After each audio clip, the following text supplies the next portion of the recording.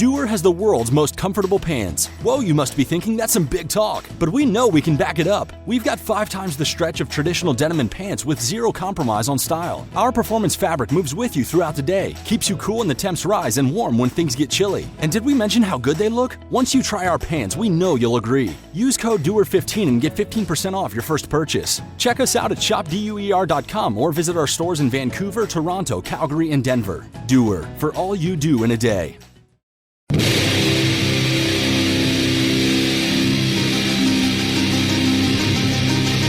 10, 9, 8. Ignition sequence has started. 6, 5, 4, 3, 2, 1, 0.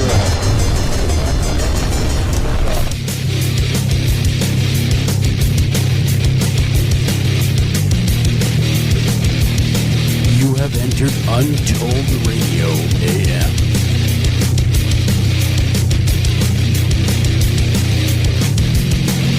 And now broadcasting from a secret location, your hosts, Joel Sturgis and Doug Hajicek.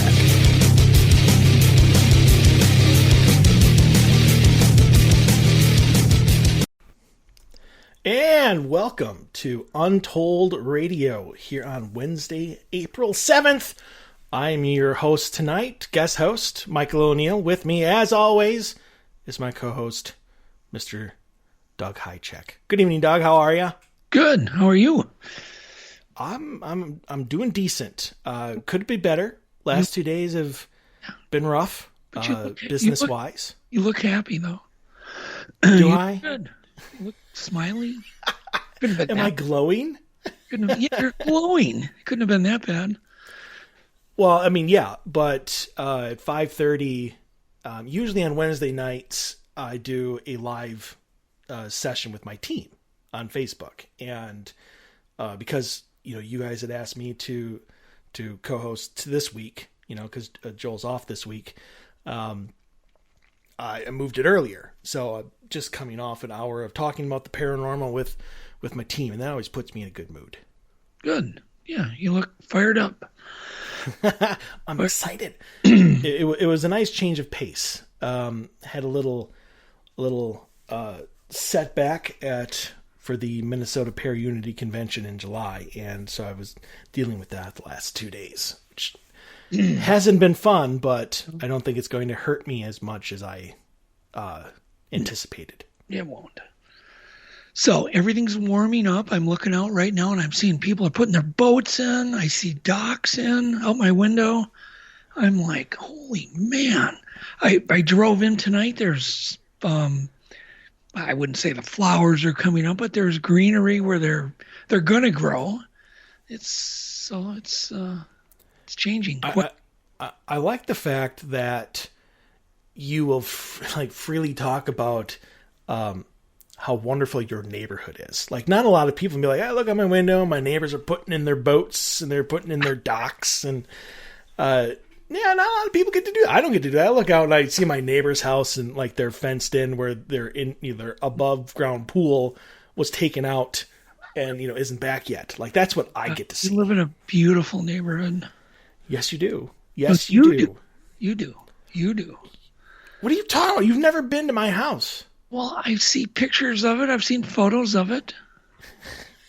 I don't take photos. I think you're lying, Doug. Oh, no. I think you're trying to cover stuff up. I think I did show you pictures of my theater room.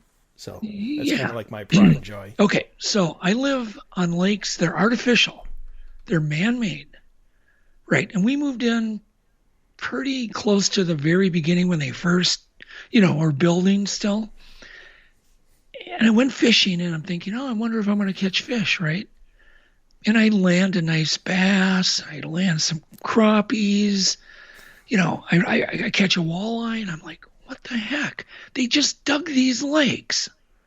And so haven't you ever pondered how fish get into these ponds? And have you ever done that when you were a kid? Like, there's some little pond, like 50 feet by 50 feet, no cricks coming in, and you look and there's minnows swimming. Have you ever pondered that, Michael? No. You've never. No. So two things. So two things. So with your story, One, so you go out on this lake and Yes. you have no idea, it's artificial. There shouldn't be any fish in there. Correct. And so if there should be no fish in there, why would you go fishing? Well, because I like to fish and I wanted to see if there were fish in there. But the weird part is we were seeing little fish, and from what I understand, there was no stocking. And I could see sunfish, you'd get out there and you'd see sunfish in the shallows. And then I caught a pretty big northern pike and I'm like, well, what the heck? What's the deal?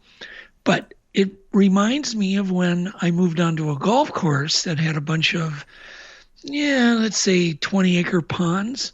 And there also was amazing fishing in these golf course ponds. But then I read just the other day the answer to the thing I was pondering my whole life. How do these fish get into these, little ponds and whatnot? It's like almost immediately. You dig a hole and there's fish in it. Well, years ago, Charles Fort, if you know who he is, right, from the 14 Times, Charles Fort. Sure. Who doesn't know who that is? Yeah, well, he used to ponder that the fish would rain from the sky, right? That was his explanation. The other one was, maybe birds carrying them in on their legs. The fish eggs and the whatever they get stuck to the fish's legs. But literally, all these years I've wondered the same thing. Do they rain out of the sky? Blah, blah, blah. And so I read this article, and they finally figured out how these fish are getting in these lakes. And that's from... I'm on the edge of my seat, Doug. I know you are. I can see it. It's ducks eating fish eggs, and they apparently pass right through. And they poop them out.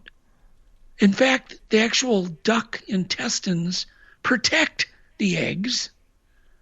And then they poop them out and they hatch, and next thing you know, you get fish anywhere. So literally, if a duck can swim in it, you'll have fish in it. Interesting. Yeah, I thought it was. The reason I thought it was so damn interesting is I have wondered that literally my whole life. Because when we were kids, we'd find, like some little hole some guy dug, and we'd be looking down the hole and you'd see minnows swimming. My dad used to always go, oh, they fell out of the sky. They rain, they get sucked up by a tornado in one place and dropped, Yeah, that's the raining frogs, the theory. raining frogs, right? And that has happened. There's no doubt that has happened. But when I read the duck story of the duck not digesting the eggs, but just passing them right through, I went, bingo. I mean, do you realize how I've been obsessed with, lakes and waters? I've spent tons of my own money trying to put in research vessels and underwater camera systems in different lakes. In fact, I had one outside where I could just put my channel on 3 or my dial on 3, and I could watch underwater in my lake. That was cool as heck. Just sit there and just stare at the screen and look at all these fish doing whatever they do in the middle of the night. It's kind of neat. So you spend all this time and money and your entire life wondering what is going on, trying to figure it out. And all this time, it's been duck poop. Duck poop. That's it. Duck poop. I don't know whether to feel like happy for you, like you finally figured it out, or like bad for you that... It's such that all you get is duck poop. It's just duck poop. Yeah, that's it. That's the answer. Yeah, that's it. Sometimes truth is not as exciting as fiction. No. In fact, I think that's the definition of the truth, isn't it?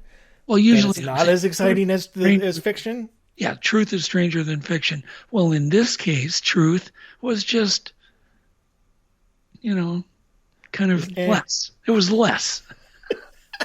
Like that was very anticlimactic. I must add. There you go. Like you set up the story really, really well, and we're thinking that there's going to be like some huge. ducks pooping out the eggs. Yep, that's it. That's it. The whole answer. Yep. But how do you explain the big fish? They grow.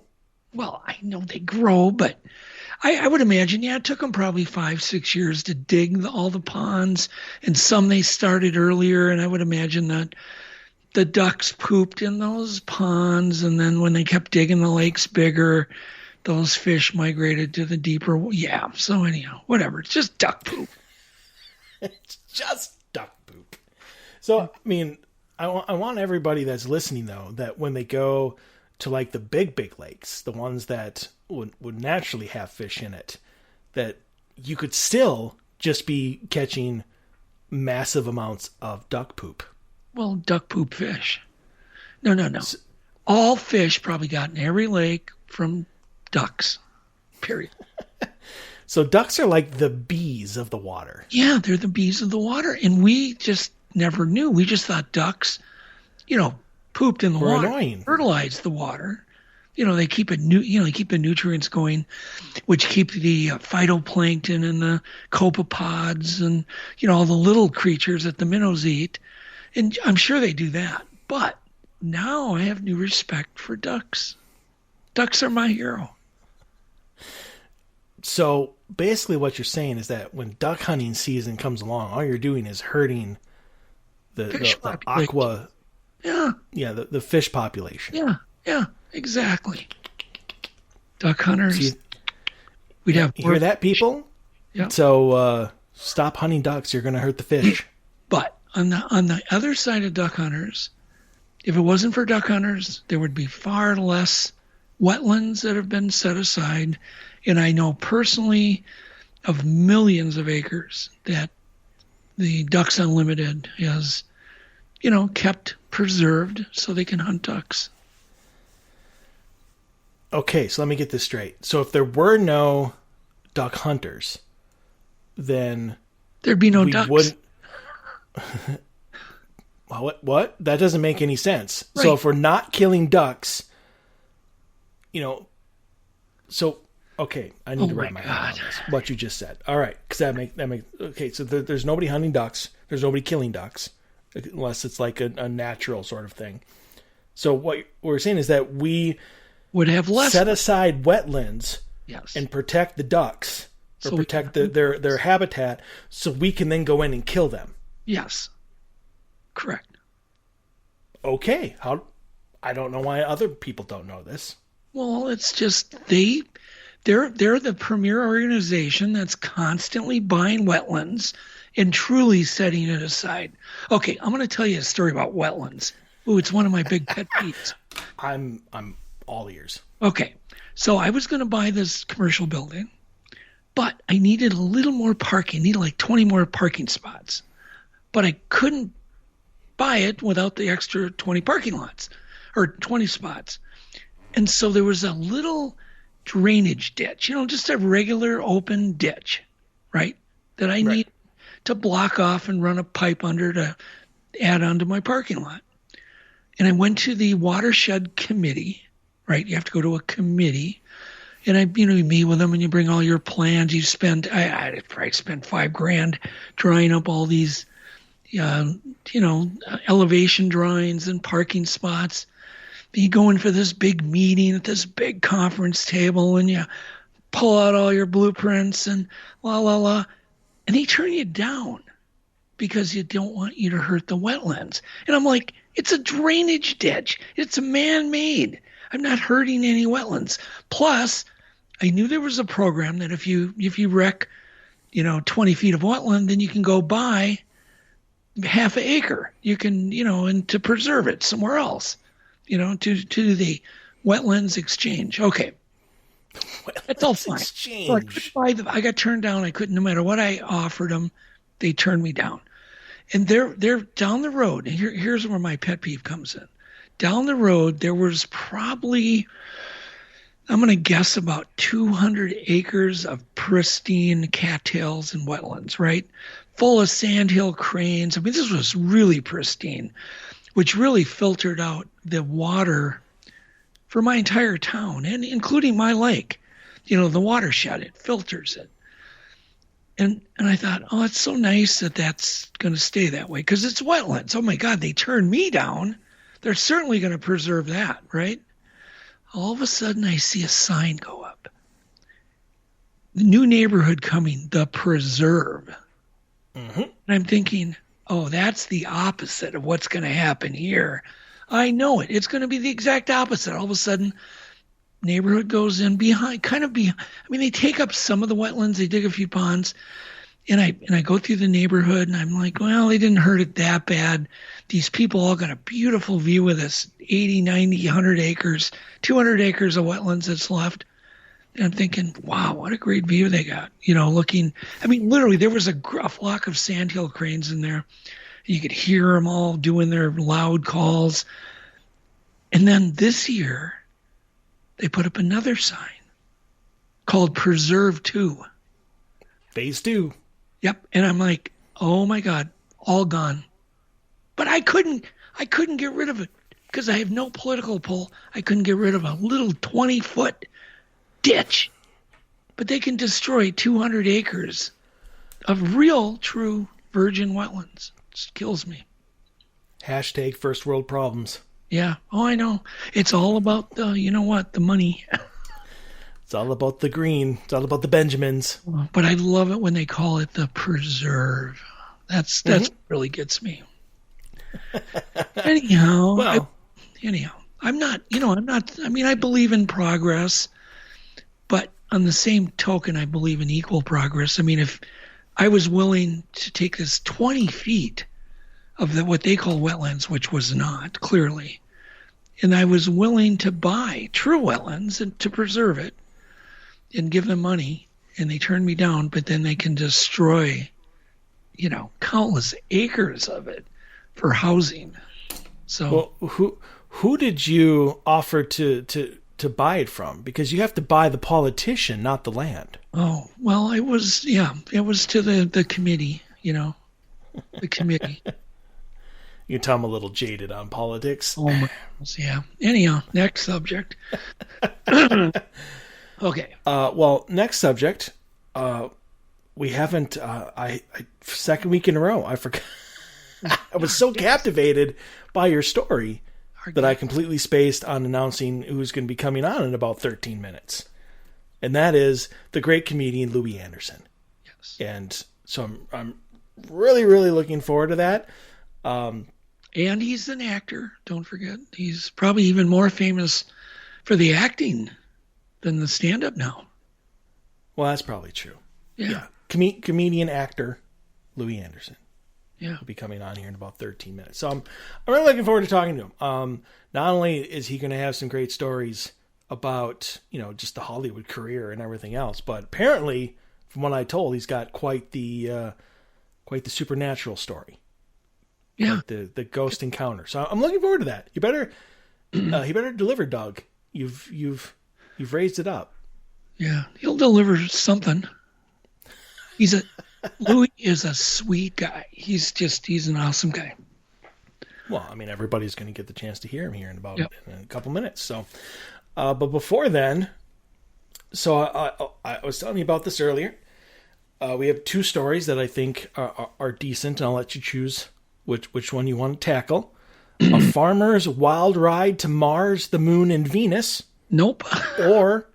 or why cattle mutilations aren't the work of aliens. Okay, let's do that one quick. Can we really do that quick?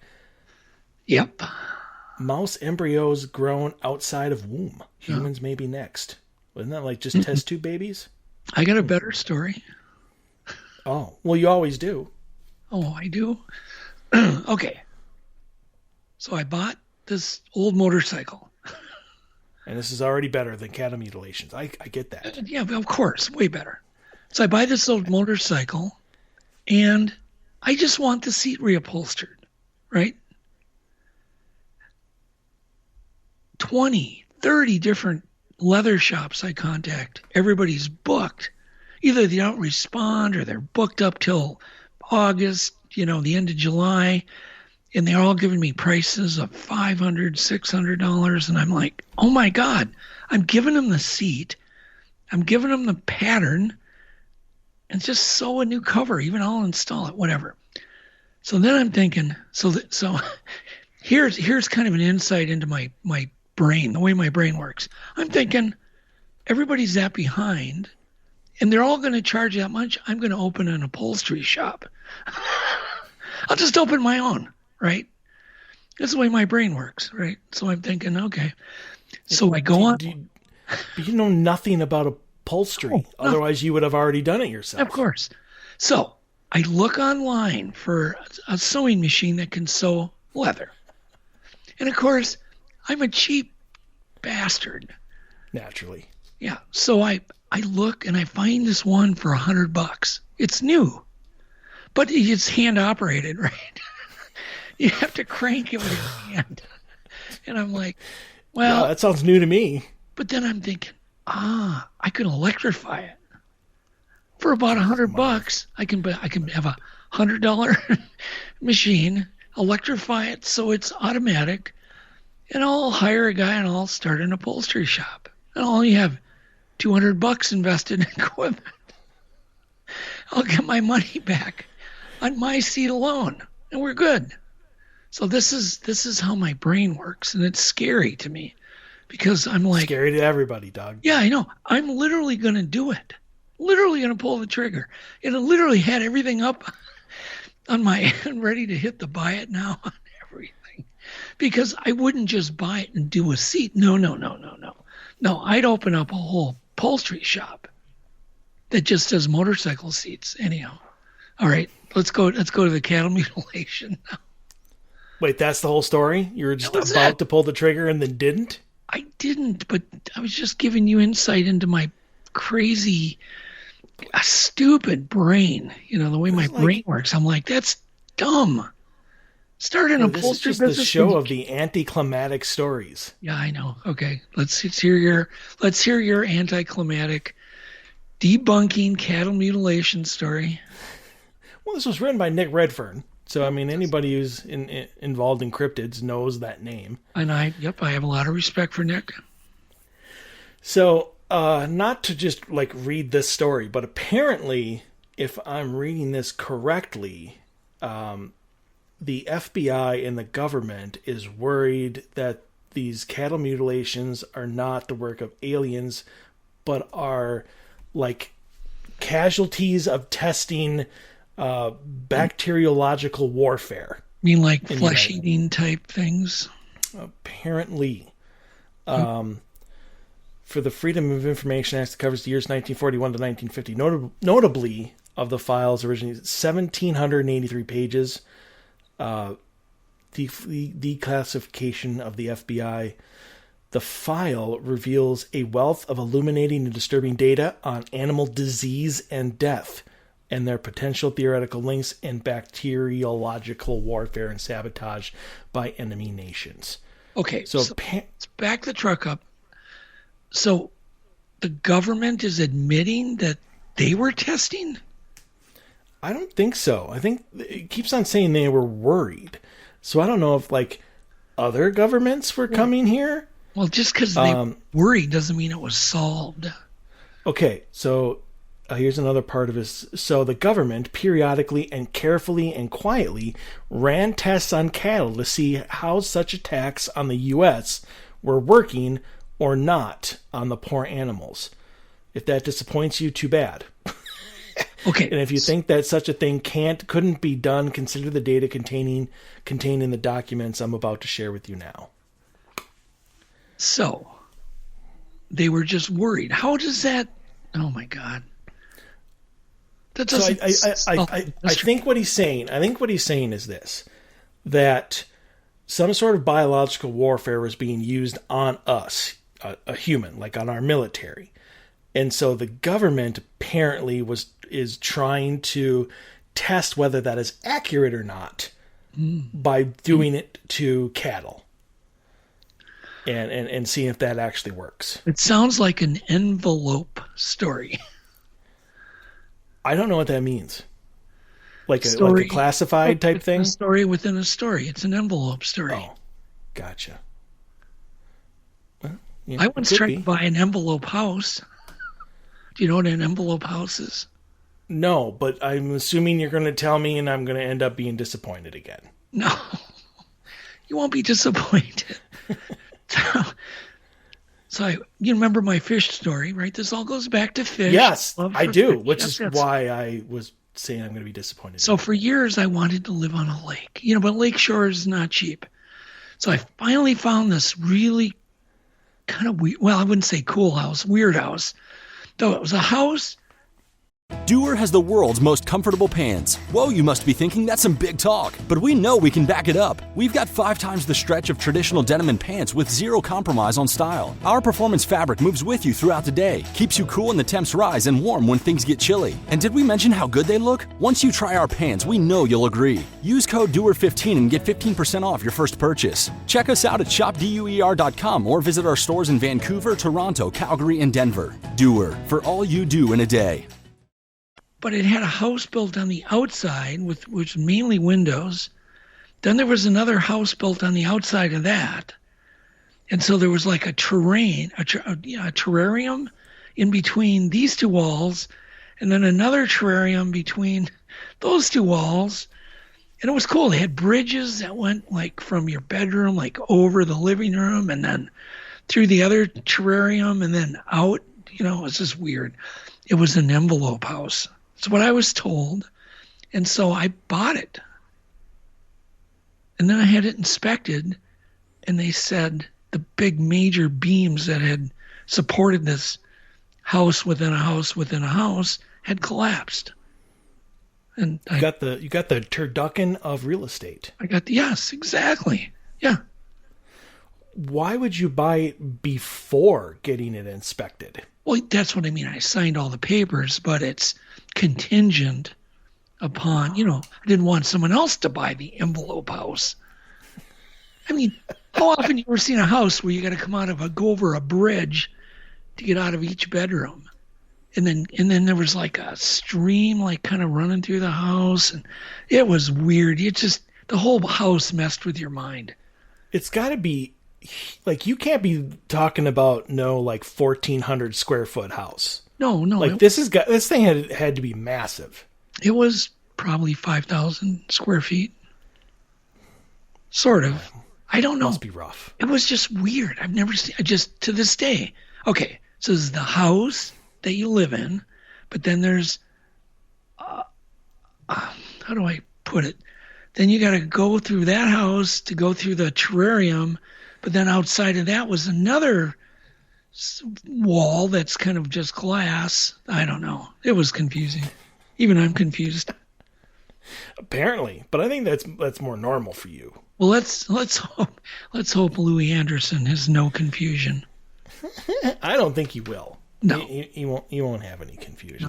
No. But so you don't believe that the U.S. government is doing tests on our cattle? Because I've studied cattle mutilations for many years. I've even spent quite a bit of money. I've done shows on cattle mutilations. I've spent money hiring surgeons, laser operators to just try to duplicate the cut. And you cannot duplicate that cut. Because, as I remember, when we would cut, it would leave, with a laser, it would burn the edges really bad. Where on the mutilated cattle, although it looked like a laser, there was no burning. So it's like a cold laser, which we don't really own. Or we don't make yet. There was somebody on a TV show that I won't say his name because it would probably get rid of all credibility. But he made the comment of anything that we see now in public has been around for 30 years. Yeah. So, I mean, maybe we don't have a cold laser, but that doesn't mean that they don't have a cold laser. You're right. You're absolutely right.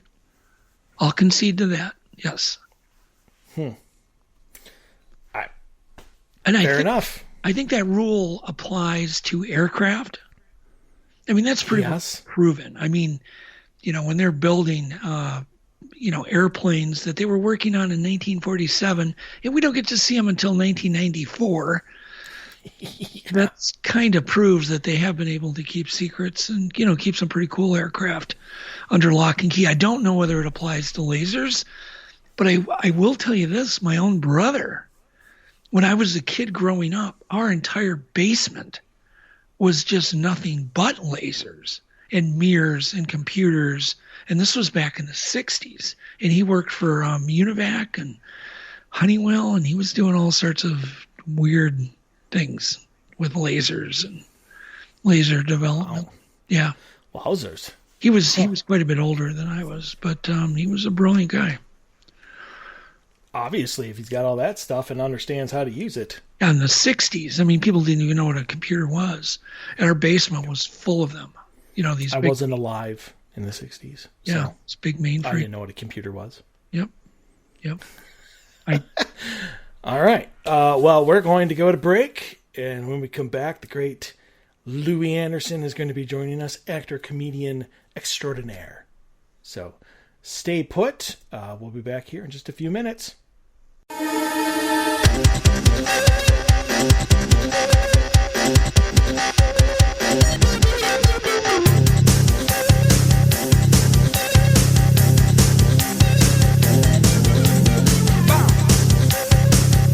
Hi, Tom Bodette. If you can hear me, then you have an internet connection, which means you can do cool things online, like listen to streaming radio, obviously, or watch a video of a monkey washing a cat. Let your freak flag fly. Or you can book a room at a great price at Motel6.com. Isn't the internet wonderful? Everything you want right at your fingertips, and whoa, did not need to see that. I'm Tom Bodette for Motel 6, and we'll leave the light on for you. Unexpected reactions to smart financial decisions brought to you by feedthepig.org.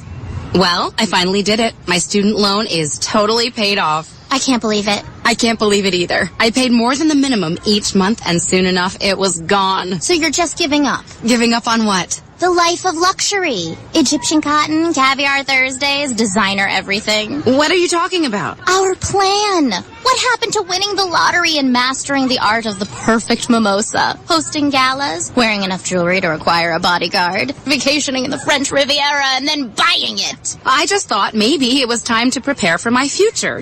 Set some financial goals, make some smart investments, open a 401k. Financial goals? Investments? A 401k? You are horrifying right now. Listen, if winning the lottery were easy, everyone would do it. When it comes to financial stability, don't get left behind. Get tools and tips for saving at feedthepig.org. This message brought to you by the American Institute of CPAs and the Ad Council. Northern Tool and Equipment. So me and the boys head out to tailgate today and find some other fans in our spot. Well, it happens. Cheering for the wrong team. Oh, this is war. Even worse, they've got this couch set up and everything. A couch? Yeah, it's sectional. All right, first thing, don't ever use the word sectional again. Done. Second, I want you to grab a 4,700-pound tow chain with J-hook and grab hammer. Throw that on the back of your truck. Got it. Now you're going to Hail Mary the J-hook over the end of that couch. Time to find a better spot for your new friends.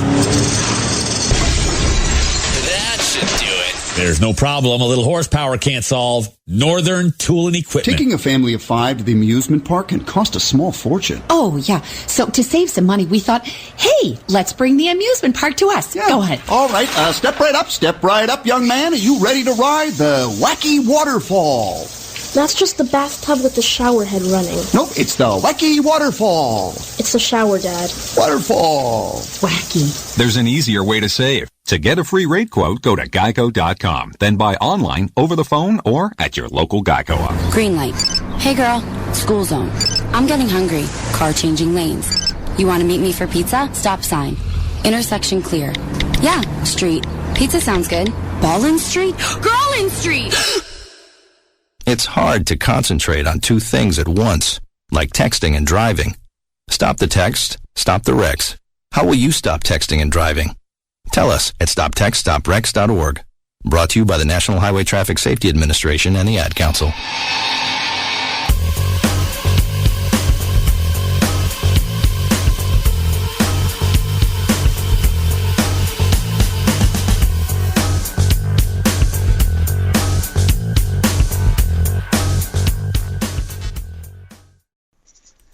And we are back. You are listening to Untold Radio here in the Iron Range Radio Network.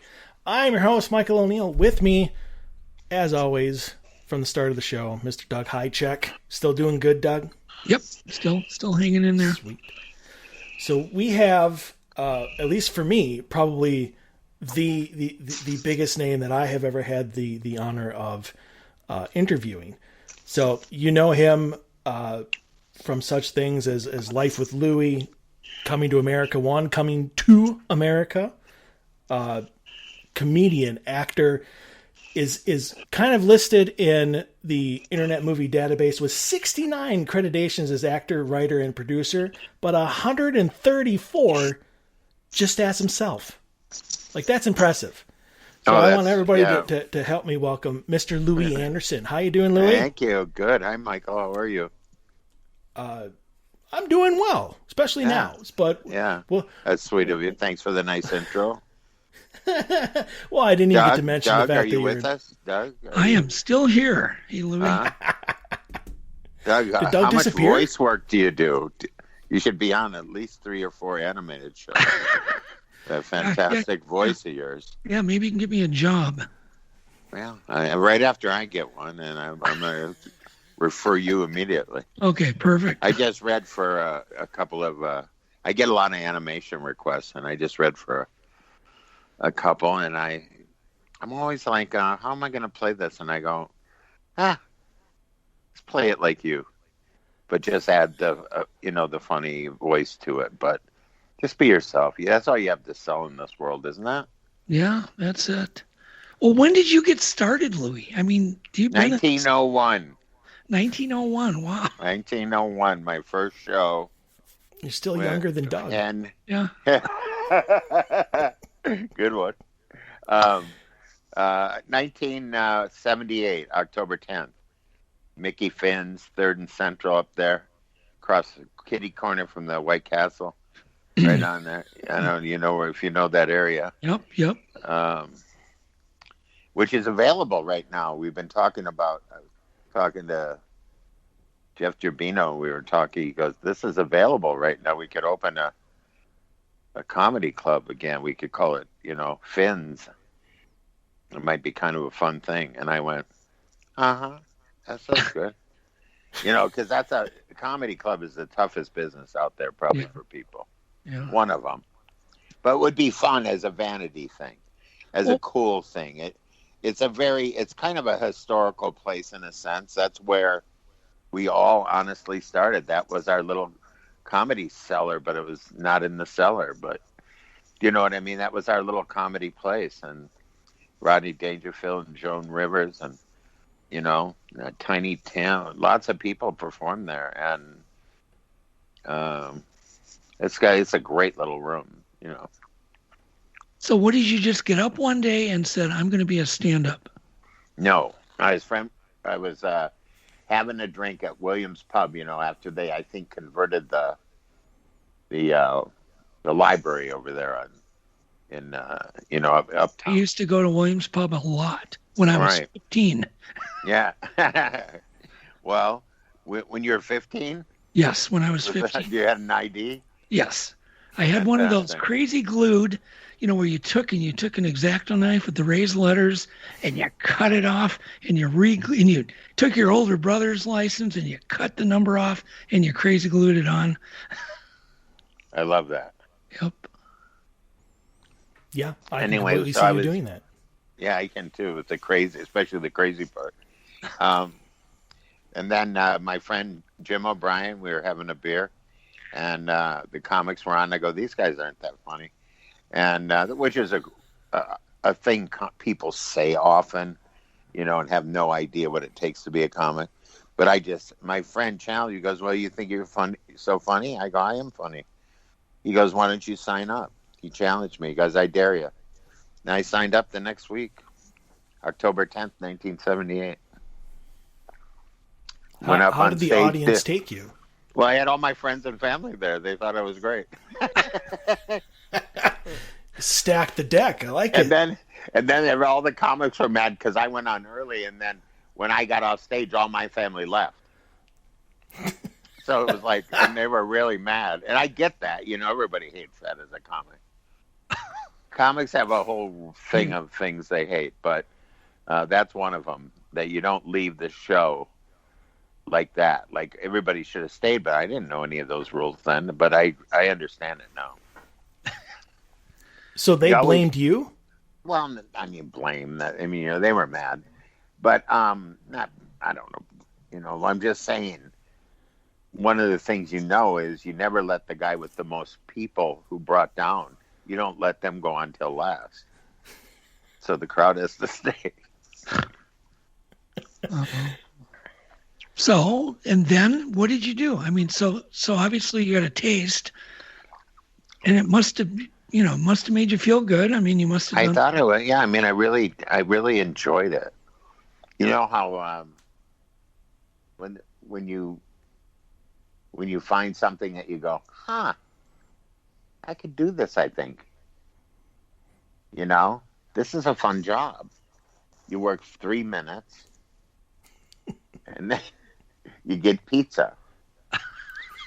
So that was a recipe for me.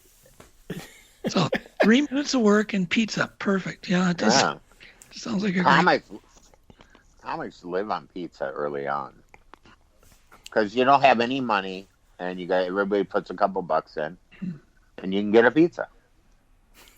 And if you invite the guy who owns the pizza place, you get some free pizzas. Well, you guys had it all worked out. Well, we really did, and we had the most fun that you could have had. We didn't know what we were doing, but we were doing it. And we only had 10, 15 minutes each at the most. So, if there were 5 comics there, then the show was over after everybody did their material. There wasn't any more material. So it was a great experience. I always tell comics when I meet them that are starting out or they ask me for advice, I go, enjoy now before you become successful. This is the journey. This is it. Once you find, in your case, a ghost to talk to, or something like that, you know what I mean? Or come across a piece of debris where you go, I'm pretty sure this is off something. You really are doing. You're going on a journey that can't be matched. Like I always say, you can't wait long enough to become famous. I said, you can't wait long enough to become successful. Once that comes, if you keep working at it, you'll have a shot. Me, but also you. The Pharaoh fast forwards his favorite foreign film, Powder Donut. Okay, what's my line? The only line I see here on the script is get options based on your budget with the Name Your Price tool from Progressive. Oh man, that's a tongue twister, huh? I'm sorry, I'm gonna need a few more minutes. Bulbous Walrus, the Bulbous Walrus. The Name Your Price tool, only from Progressive. The owl ran afoul of the comatose coxswain. Progressive Casualty Insurance Company and affiliates. Price and coverage match limited by state law. If we go to page 11 in the presentation, you'll see that... You'll see we're on target to meet our quarterly... Some things never change, like nobody can resist popping plastic bubbles. And Geico saving folks lots of money on their car insurance. As I was saying, we're on target to meet... Excuse me, Miss Hansen. Sorry, almost done. 15 minutes could save you 15% or more. But I say now, this is the stuff. Just revel in it. Just sit back and go, I'm doing stand-up comedy, man. I'm getting no money, and I'm going on last after 14 comics.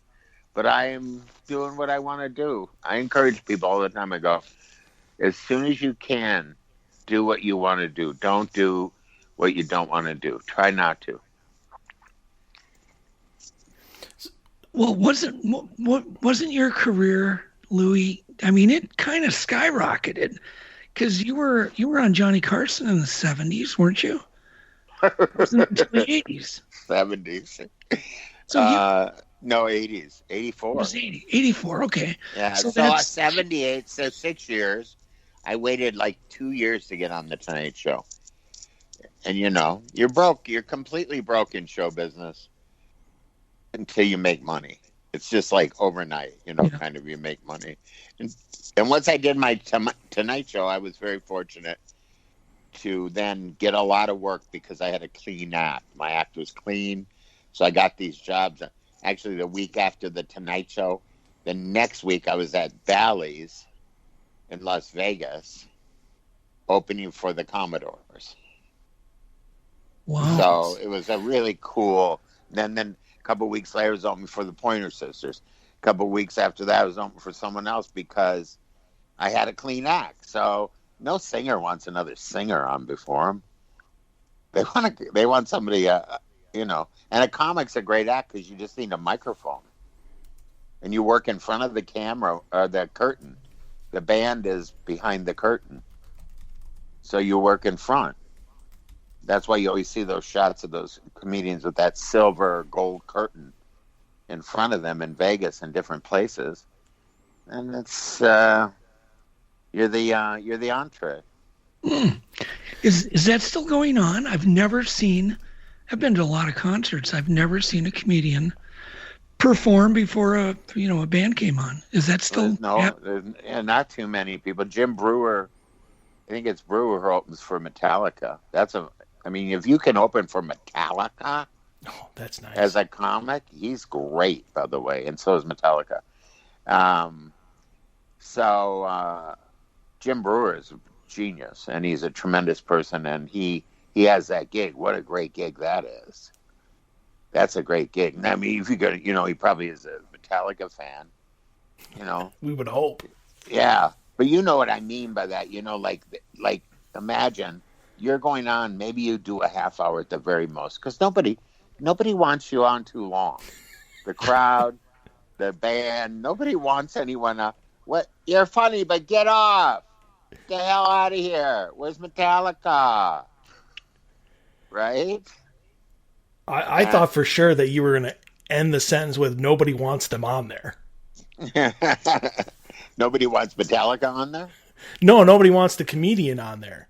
You said nobody wants them on there too long. You have 1 minute to establish yourself as a comedian. You realize that, right? When you're the opening act. You're the opening act. You have one. Hey, how about when you turn into a radio station like yours? You have 1 minute. You better have something to say in that minute to keep me listening to you. Don't you agree with that? Yep. And people think all my listeners. No, nothing's harder than radio because you have to fill this immense amount of time and make yourself and the audience pay attention. You have to be interesting. And radio and comedy, very big partners in crime, because when you are not famous, you aren't getting on TV. You're going to get on radio.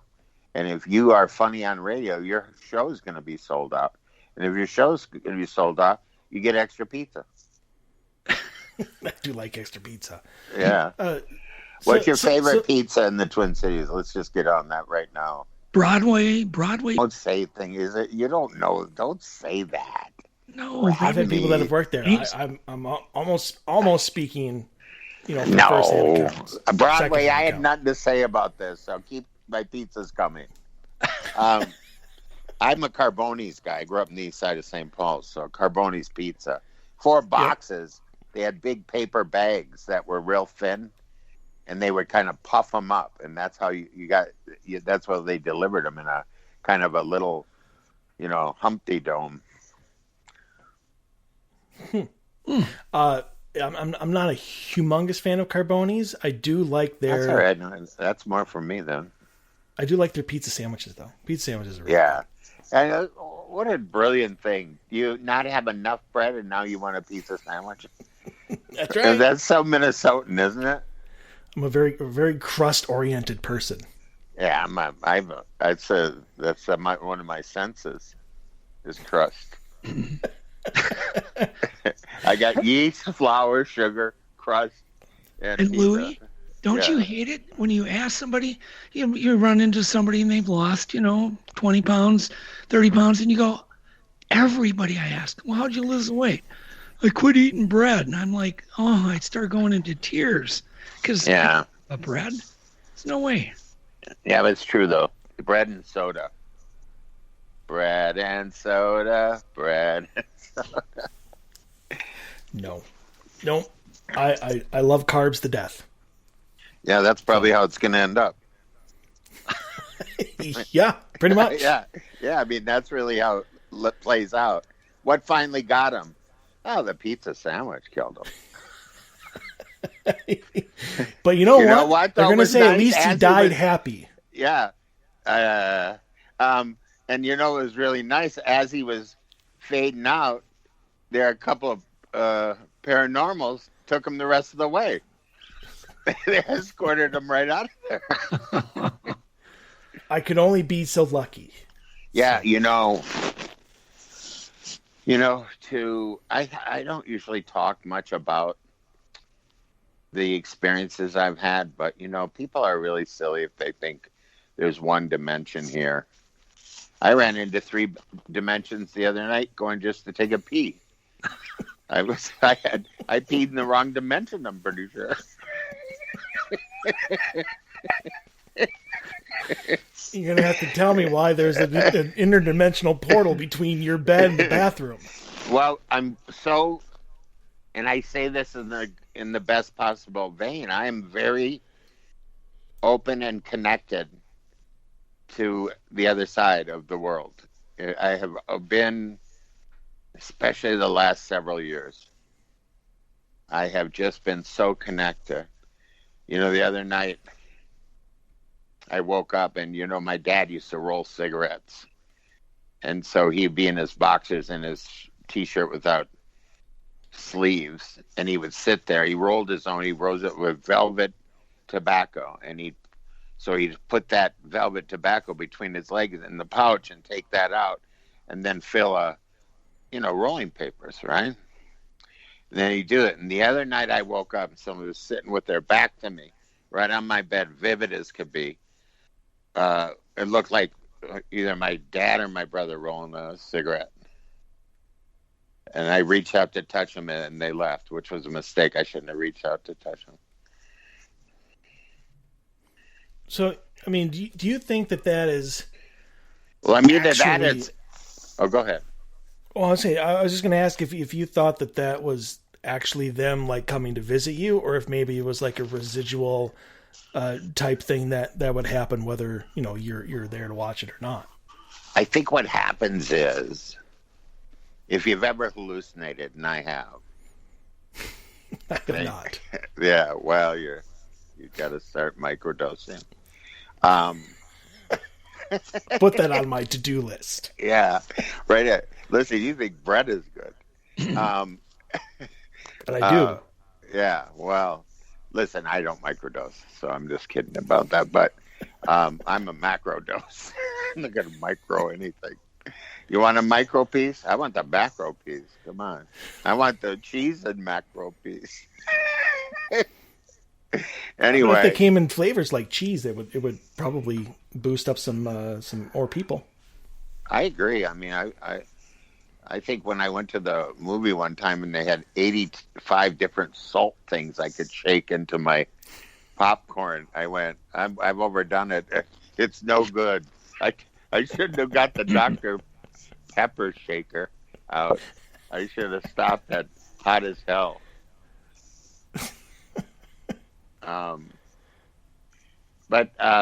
So I think it could be residual desire.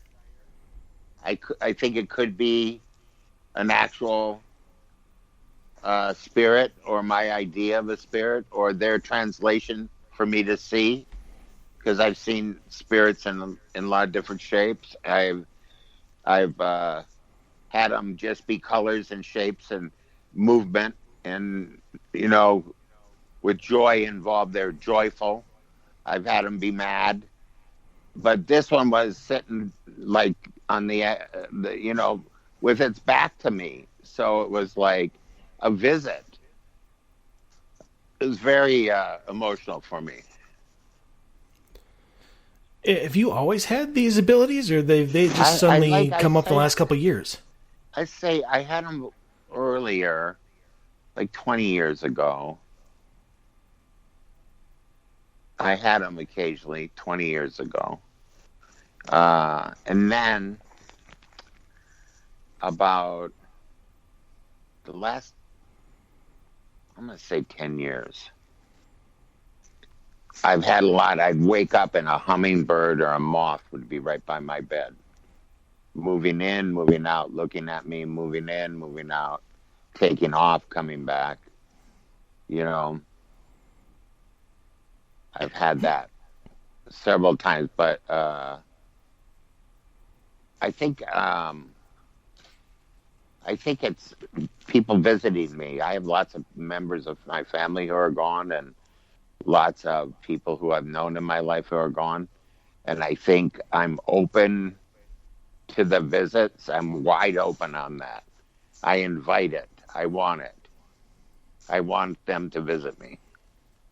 So I don't know if I'm imagining it because I have a really great imagination, or I'm desiring it. So my brain goes, give him what he wants. You know? Have you ever been afraid though from any,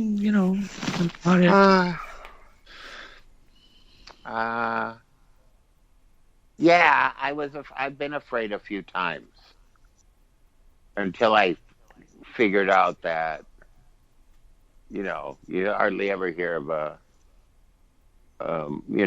spirit homicide.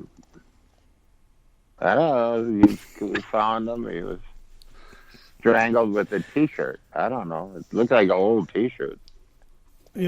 Where's the T-shirt? It disappeared. Oh, Jesus. Not to freak you out or anything, but how many spirit deaths might have happened where it was claimed to be suicide? Who's to say?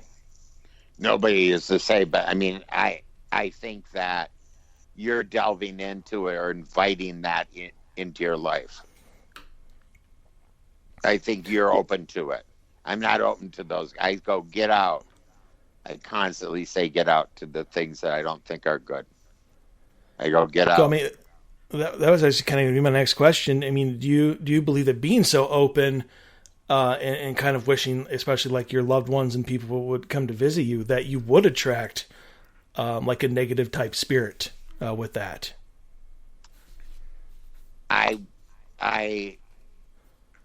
I have no fear, and I would take action if something like that happened. I would go and see someone or talk to a shaman, or I would do something. I haven't had that experience because I'm open. I'm full of love for not just people, but for all those experiences. Completely full of love. Like on the day my brother died, this will be a little emotional for me though. On his anniversary on the 23rd of February, that was the same night that the character was rolling a cigarette. And then I reached out and it left, right? And then behind it was a spinning whirling dervish, colors bright, moving back and moving forth and moving run, and then came right up to me, right up to the side of the bed or up to my face. I'm not sure how close because when that happens, you just go. And then I was positive that was my brother. That's who he was, a whirling dervish, my baby brother Tommy. And then he just, boom, took off.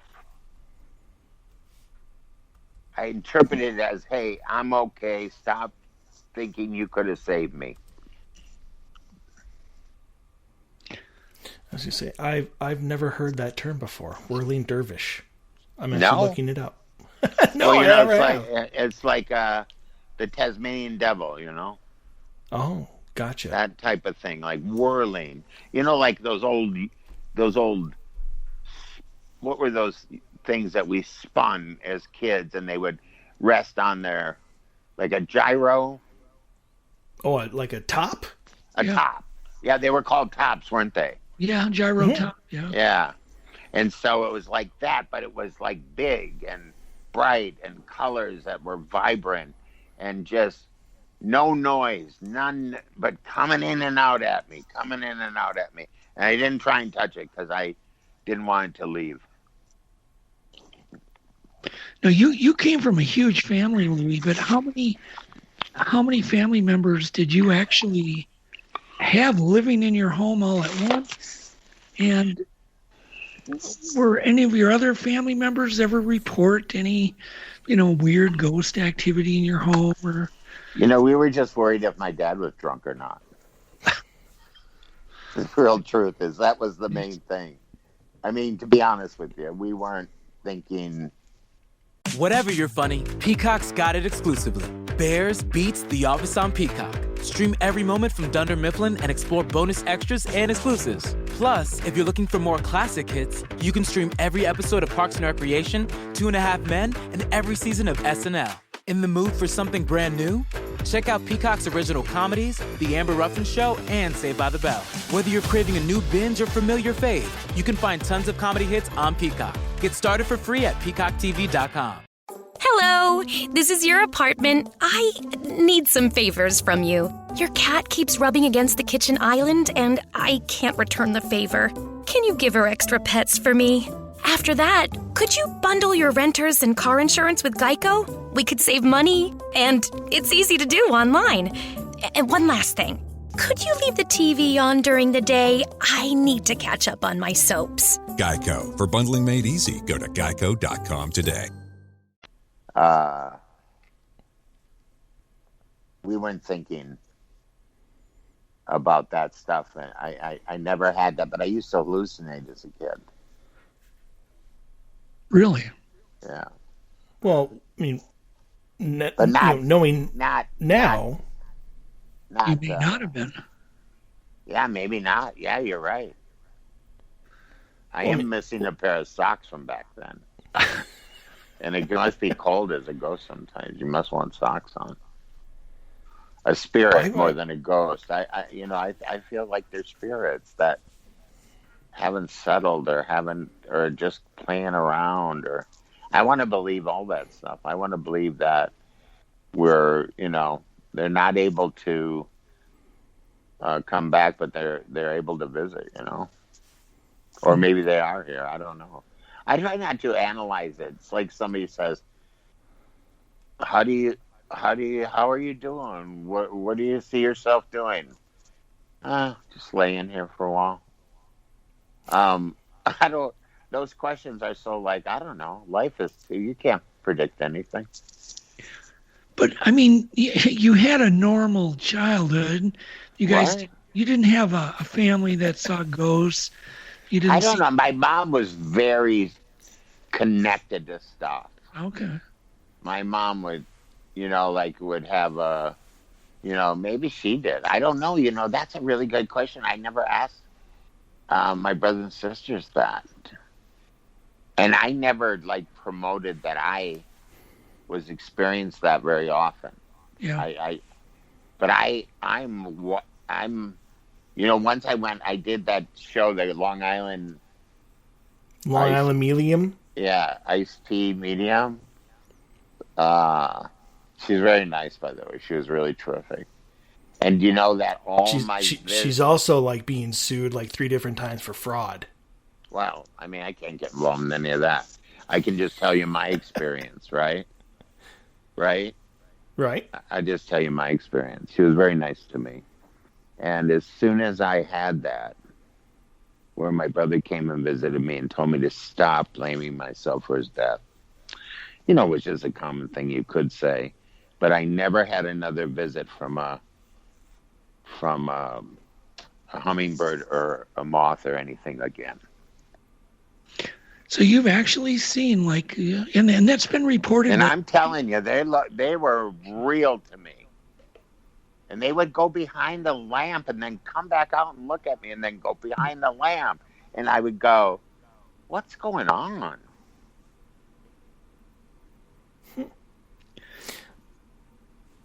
Yeah, and that's it. It's definitely been reported by other people. So, well, they say that, birds and moths.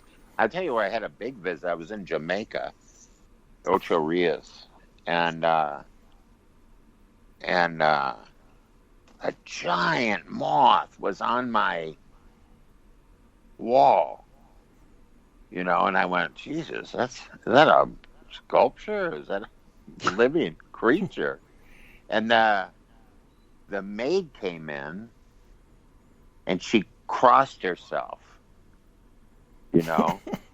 And I go, what? She goes, that's a dead visitor. That's a relative visiting you. Ooh. I can see it. And I went, okay.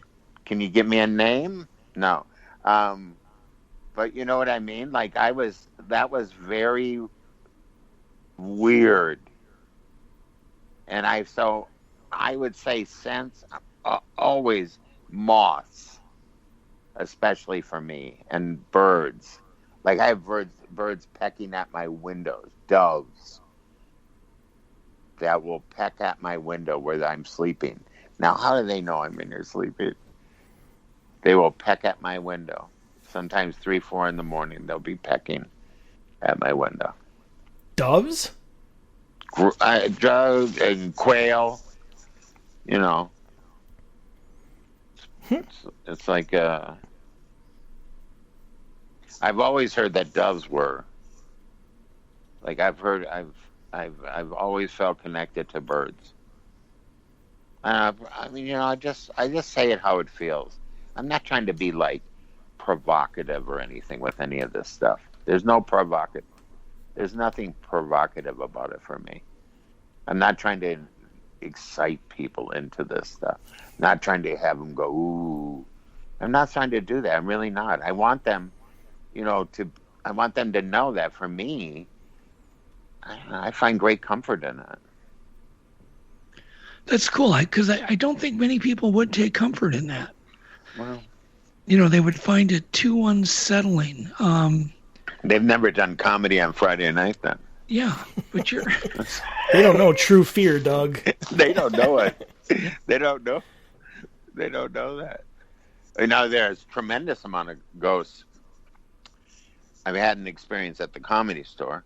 There's ghosts there, for sure. There's been a lot of stuff on that. But I walk in the back of the main room, ice cold I walk through. Ice cold, only in one spot, ice cold. And I go, oh. And then I go, that's something. But you can't, what are you going to pull? I'm not going to pull some over and go, walk through here. How cold is it to you when you do it? I'm not interested in being disproved or proved. I'm just going to go with the experience I got. Don't you ever have the feeling, I'm sure you guys do, that somebody's around you? Oh, God, yes. Yeah. Well, that's usually because I'm in a location where that's supposed to happen. Do you ever have it where it's not? Like, do you ever have it where you are today? Where you are in that room that you're in? Not this particular room. It hasn't happened in a while, but you might have you closed off to it? Are you looking for more proof? Not in my home, no. Yeah. You're not closed off to it, though, right? No, you really can't be a paranormal investigator and be closed off completely to it. Well, I mean, you can though. You can by what you're doing. I think people have to be reset. Like I have to be reset as a comic sometimes. I go, I gotta kind of like,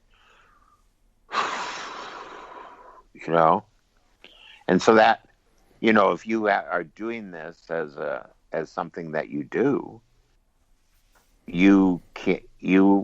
I would imagine you could over or underreact to the things that are happening.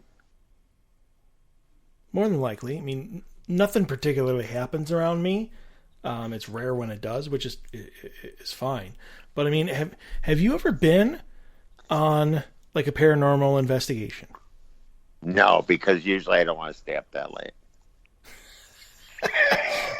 Well, I mean, it really doesn't. Also, I think it's always I'm fascinated by it. I'll tell you what I hear often is, let's see if I can duplicate what I hear often.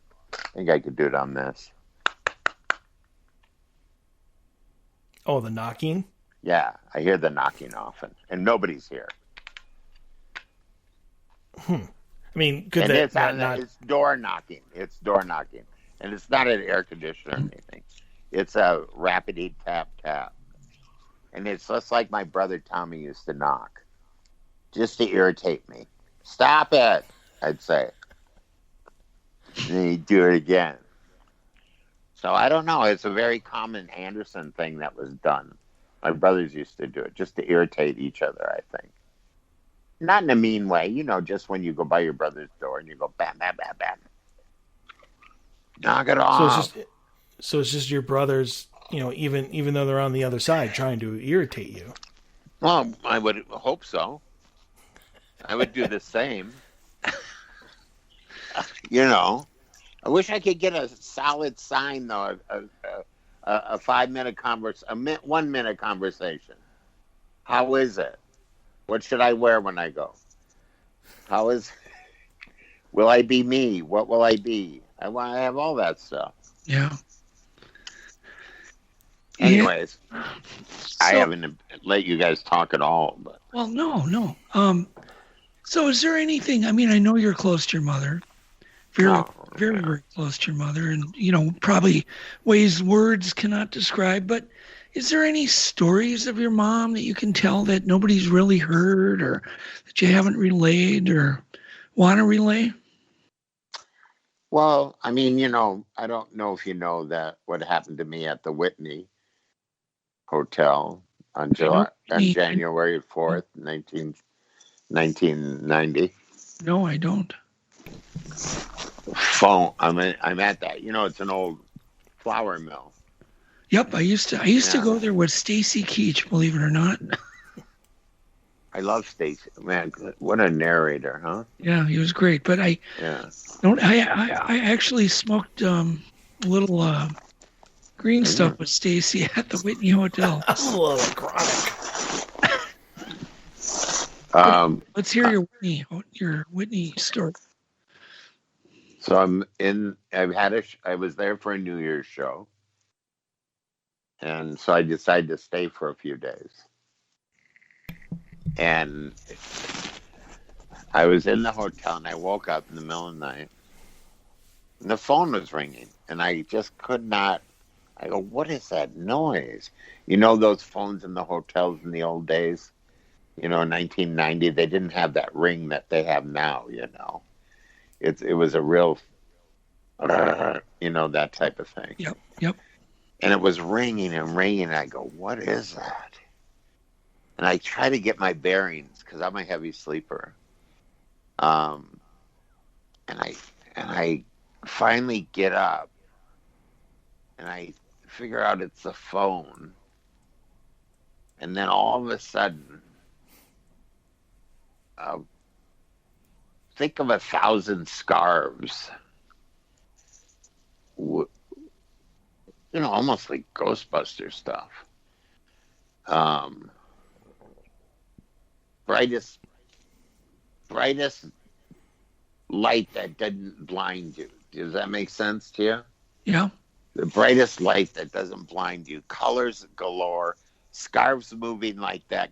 Things at the car lots that they have a fan on. You know that weird thing. That guy who. Yeah, wacky waving inflatable arm tube men. Yeah, I think there's an actual name for him, but I like your explanation better, to be honest with you.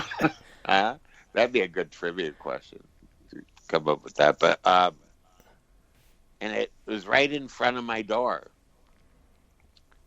and it was vibrant, and it was joyful. I mean, I know I say that word, but I know. You know, when you feel this is beautiful, this is joyful, this is a smiling something, this is all love. And I answered the phone, and my brother Jim said, Mom died. And when I answered the phone, the whole thing that I was looking at went under the door. Wow. And I said, Jim, hold on a minute. And I put the phone down and I opened the door and looked in the hall. Nothing. And I go, and he goes, Mom died. And I go, fuck. Oops, sorry. I hope you have a delay. I'm sorry. I know you guys don't swear. And I don't either, hardly ever. But I did say that.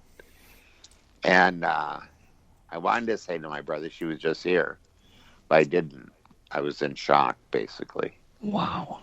And that was the most visible thing like that. That was just that was visible. Yeah, there was. I mean, no doubt that was your mother. Right. I was my mom. Yeah. Saying goodbye. Yeah. You know. I experienced something similar, but not as pretty. I started feeling like I was bleeding to death inside internally, and said, call an ambulance. The ambulance was on its way for me. I thought I was dying. And then the phone rang, and my brother's girlfriend said, your brother just died. Oh, I'm so sorry. And then when they did the autopsy, he had bled to death. Oh, so I felt his death, which was not painful, but very panicking. I panicked. But absolutely. So it's very similar, the moment you're about to be told that you're somehow connected with the person who died. That's really an amazing. I bet you've never told that publicly, have you? That story. I did tell that story on Ghost Stories, I think. Oh, you did? Okay. That's an amazing that was story. a long time ago, I think. And so it looked like colors and cloth or silk. It looked like someone, but no face. But they were made out of beautiful colors. Gorgeous. Like colors, colors I wasn't really able to identify. Wow. Like I didn't think they were pink or blue but I didn't think they were not. You know what I mean? That kind of thing, like you're going, huh. That's an amazing story. It was really fascinating. I never could stay there again. So that probably explains to me why when you see things nowadays, you're certainly not afraid and you're embracing them. I get it now. Knowing that story. I mean, I think you can't. You know why I embrace them, right? Because I'm not. If I don't embrace them, I don't want to chase them away. I think people only do that stuff where they get scared and freaked out because I think they don't want them there. Yeah. I want them there. Yeah. No, that makes sense. I wanna. It's comforting. Yeah. And I have friends who say, you're just manifesting all that. I go, well, I wish I could sell that manifestation stuff then. Wow. Because people would really enjoy it. Because I go, maybe I am. And I go, I don't mind if I am. I don't, I'm not trying to get anyone to believe anything I say. I don't have any, I don't really have most people would never tell all this. Because they'll think I'm nuts. I know I'm nuts, but not in a bad way. I'm just open to the possibilities. I mean, it's so silly that people think we just have the dimensions we have right now. Yeah. I think there's 10 or 11. I bet the more open you could be, the more honest, I have lots of fears and anxieties and stuff just in life, but I'm a very sensitive human being. So if I could be like one of those yogis, hey, boo-boo, if I could, sorry, I couldn't resist. I loved Yogi Bear. I would love that idea of being able to, transport, transcend, and do those things. That would be amazing, wouldn't that? Yeah. Wouldn't you just be like, yes, I am doing it. Do you ever wonder if how some people seem to know that they're going to die, or if they're going to die, do you think they have any kind of inkling? You know? Yeah, I do. But I'm a hypochondriac. So I've had I think at least 100,000 times. I think because I hear my hypochondriac go, "What is that? What?" I don't know. I just felt an unsettledness. What does that mean? I don't know. Ugh. Or like someone called me the other day and went, "I don't know. You just came across my mind, and I thought I'd call you." I go, "Don't ever say that to me again." You think that's a sign that you're probably on the verge of dying? Right. Don't you think that stuff when you... I mean, this show will go through the roof if that happens now. But you guys will be like, you'll be hunting ghosts tomorrow. But don't you agree that when people can say unsettling things, Minnesotans are fantastic at making you feel unsure of yourself. Hey, are you okay? What? Well, you look sickly. Yeah, you look sickly. You look sickly. That's what I say to people when they say that. You look really sickly. And they're so unaware of what I'm doing there. They go, "Do I?" I go, "Yeah." Well, have you had your blood checked lately? You might as well make them get a shot out of the deal. But you know what I mean? Like, Minnesotans are like, "Oh, God." Oh, yeah. We're number one in passive aggressive. Yeah. We're number one in passive aggressive. We're so passive aggressive that no one knows we're doing it. We have to sometimes up the game to get them to mention it. My mom used to do it. Bad news mom, I'd call her. "How are you, Mom?" "Well, I'm okay." "What?" "Oh. What? What's going on?" "Well, did you hear about Shirley?" You're not even sure who Shirley is when she says it. "No." "Well, she fell." Then she would look at me like I had pushed her. Like I had something to do with it. Right? And I go, "What happened?" And then she would say, "I hope I don't fall." "What?" "I hope you don't either." "Well, Shirley fell." Oh my God, this is terrifying. And then she goes, she'd get loud. "She laid there for 3 days, Louie." Okay. She would have died had her cat not brought her some kibbles and bits of it that it had. And that's where you go, "Oh, who have you been talking to, Mother?" And then, of course... Go ahead. Oh, I was saying, if it involves a cat saving a human's life, then it's a lie. Yeah. And then listen, a dog. Yes, because cats don't care about us. No. And then you, as a true Minnesotan that you are, you go to the next place you're going or the next day, and you all right, Louie? "I'm okay." "What's wrong?"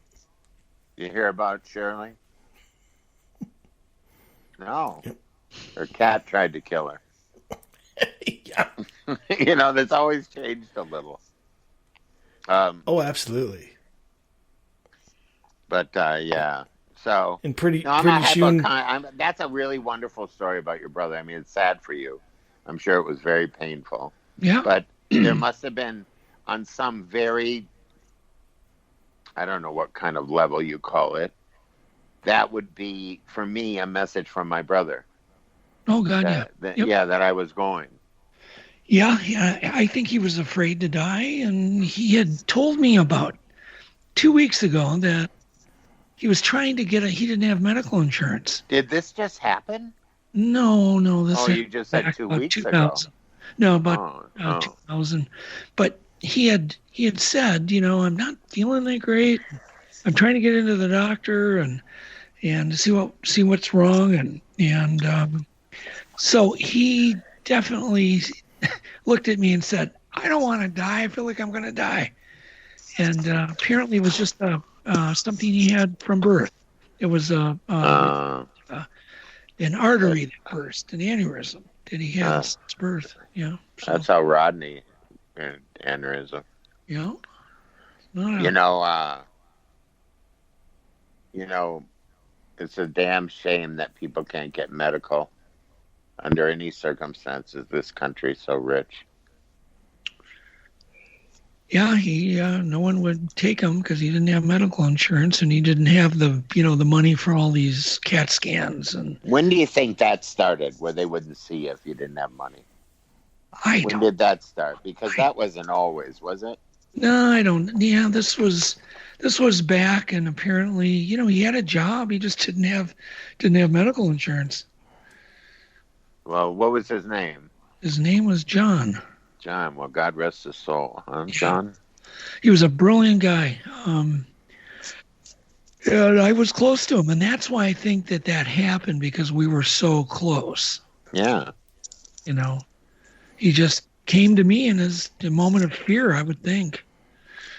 Well, I think we're so connected that, when we talk about these, Michael, do you agree with any of this stuff where we're so connected?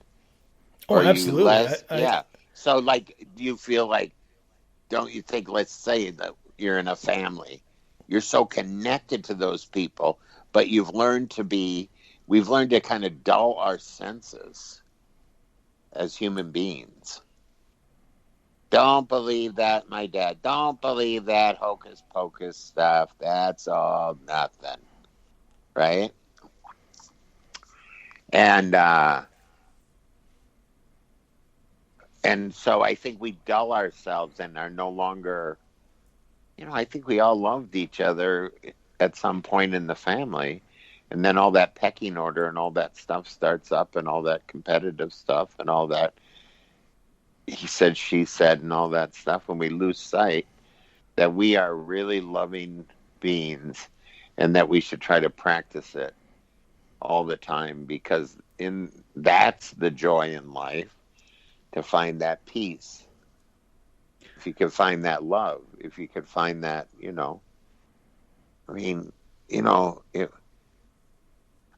never hear of I just am like, I don't want to get on I'm not preaching. I'm not trying to preach. I'm just saying. Would you believe in reincarnation, Louie?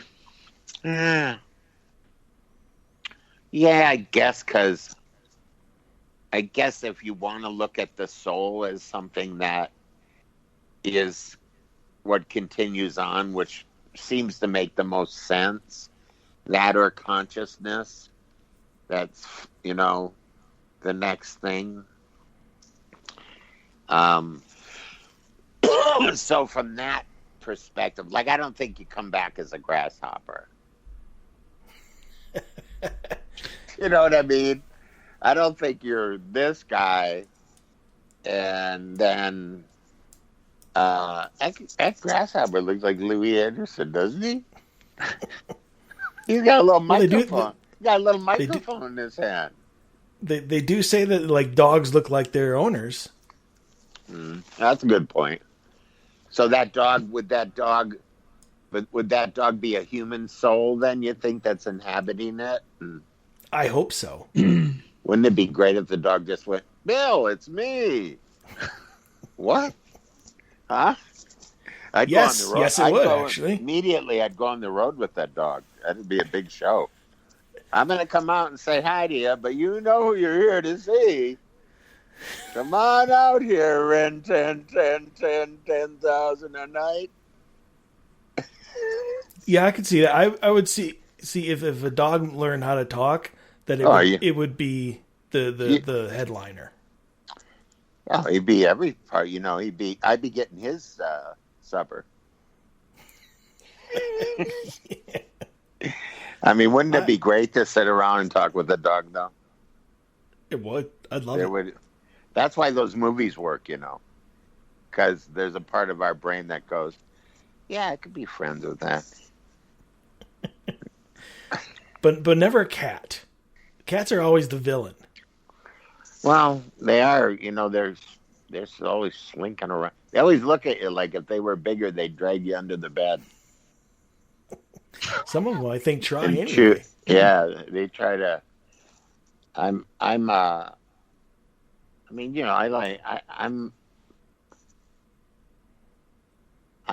those animals. Sometimes animals will look at you and you go, huh? It feels so real, doesn't it? What do you have? Dogs? You guys have a dog? No, I do not. We just lost our cat from old age, but I'm sorry. No dogs. I've had dogs, and yeah, it's kind of weird because you get so attached and their lifespans are shorter. Yeah. And you're going to lose them. You're going to lose them. Yeah, and that's how a lot of people don't get a dog after that or a cat. Because they go, I don't want to go through that again.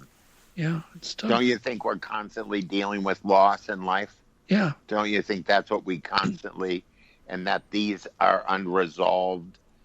Lots of times these visits, these, contacts, these things are our great desire to manifest or to actually be open. We open ourselves up. And, I think if you're open to things, things can happen. I don't know. I mean, to me... go ahead.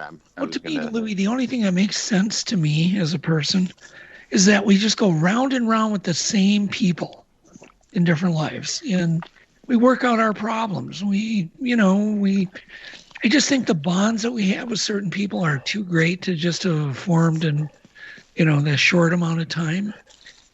And the fact a baby can be born into a family and it's just like within 6 months, it's got a sense of humor. Yeah, that's amazing. It's like, come on, can you really develop a sense of humor in 6 months? It takes a lot. I had one when I was born. Oh yeah, but I just wonder really, and I don't know, but. And then sometimes they have a kid that in 6 months the kid's a prick. Exactly. He's a little mean bastard, or a girl, just a mean person. I shouldn't say that, but I mean. No, it's true. Yeah, you just. Yeah, that's a really good point. If we were open to it, but we don't there's nothing we're learning growing up that puts us in the position to be open to the other parallel things that could be going on. No. Do you watch this new show, Debris? I have not. I have not, but I know what it is. Debris, it's a fabulous show. A lot of stuff in there, interesting stuff. What I've been hearing about from a friend, he goes, some people think this is a giant VHS tape that we're living out. And all the parts and this is just a show going on for somebody. Yeah. I go, well, I'm glad I got this part then. Yeah. Yeah, you scored. I did good. But don't you think it's partly luck in life, what happens to us, the lots we get? And, yeah, it's true. There's a lot of people funnier than me as a comic when I used to see it. And I just got lucky. Doer has the world's most comfortable pants. Whoa, you must be thinking that's some big talk. But we know we can back it up. We've got 5 times the stretch of traditional denim and pants with zero compromise on style. Our performance fabric moves with you throughout the day, keeps you cool when the temps rise and warm when things get chilly. And did we mention how good they look? Once you try our pants, we know you'll agree. Use code DOER15 and get 15% off your first purchase. Check us out at shopduer.com or visit our stores in Vancouver, Toronto, Calgary, and Denver. Doer, for all you do in a day. You can't pick who people like. I guess they either like you or they don't. It's true. So, speaking of your comedy, I had a question I've been wanting to ask for a bit, but there a lot of people, a lot of the big name comics have like a reputation of sticking with certain topics. Like Chris Rock is like a racial, type of issues. Amy Schumer, sex. John Panetti. Panette was, food. Did you ever develop like kind of a set type of consistent topic that you like to do with your comedy? Well, it started out with, fat jokes because I was fat. And so if you don't mention that you're fat when you start out or when you come out to the crowd, they sit out there and they go after a while, do you think he knows he's that fat? That was always the joke I had. I go, I do these fat jokes because I don't want you people, I know you sit out there, go, do you think he knows he's that fat? I want you to know I'm aware of it. I need to just get up one morning and I was this size. I worked at this. But so that, and then I stumbled on the family stuff. And then, there was a great comic, Roman DeCare, who was one of our original Mickey Finn's people. And he was older than us. What a kind human being. He was a Shriner. I think it was a Shriner. And he used to have a tiny microphone harmonica, right? And he would play it. And he would hit a note and he'd go, ooh, that's sour. And then there would be a rubber pickle would come out of his hand. Oh, sour note. And then you have the pickle. He's just the sweetest guy. One time I came off stage and he goes, Louie, if you did that material about your family and you had a complete clean act, you'll become famous. And I don't know why, but for some reason, I was listening to him, and it made sense. I always had a clean act, not because I was trying to impress anyone, but my mom might be at the show, or your mom, or I wanted people to be able to bring their families to my show. I didn't want it to just be. I was never going to appease the crowd that was looking for material that was dirty or anything. I'm not. That doesn't. It just fit better with me. Mine was. I talk about my mom, my dad, my brother, my sister, butter. I talk about things that, I grew up in this family, And so that just kind of clicked, and then made a cartoon about my family, and then hosted the Family Feud, and then wrote books about family. And I just had this, I think in those terms, people, relationships, and what people do, and how dumb I am. How I keep repeating the same dumb stuff all the time, but not in I'm an idiot way, but just in I'm so bullheaded and stubborn, and my father's son, and I'm my mother's daughter, I guess. Lately, the show I did, I played my mom. My mom won out. I always thought I'd play my dad, but my mom won out. I played my mom. And it was a really joyful thing because I always loved my mom so much. And I said, I got all the moves. I know every little nuance she did. And it was like having my own script that nobody could see but me. Have you ever seen Baskets, Michael? I have not. Oh, it's Michael. Sorry. Michael, do you do anything you don't want to do? I don't think so, right? Which is good. If I'm asked. If I'm asked to do it. Otherwise, no. Well, but you mean asked because, like, they're going to be on your show, or just asked? Like, why would somebody, like, that would entice you to do it if somebody said, hey, why don't you watch Baskets? You go, why don't you watch Baskets? Isn't that really? That would not be the way that I would respond to that. I would just respond like, nope. To it? Oh, I'd really like to see it. I've just been really busy with this and that. Well, technically, until today, I never even heard of it before. Oh, my God. I'm sorry to be such a disappointment. It's okay. I mean, I would have thought my mom would have clued you in on it at least from the other side. No, I don't mind. Listen, I never care about that stuff. I don't. I just am having fun with you. I don't. I'm not that person. I prefer you never to see it, to be honest with you.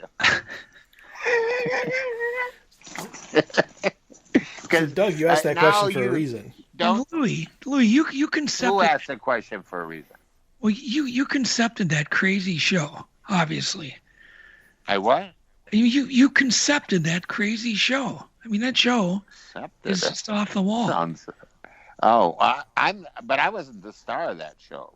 Zach Galifianakis. Well, I think you were, but yeah, Zach. But yeah, well, any Minnesotan would. Zach's amazing.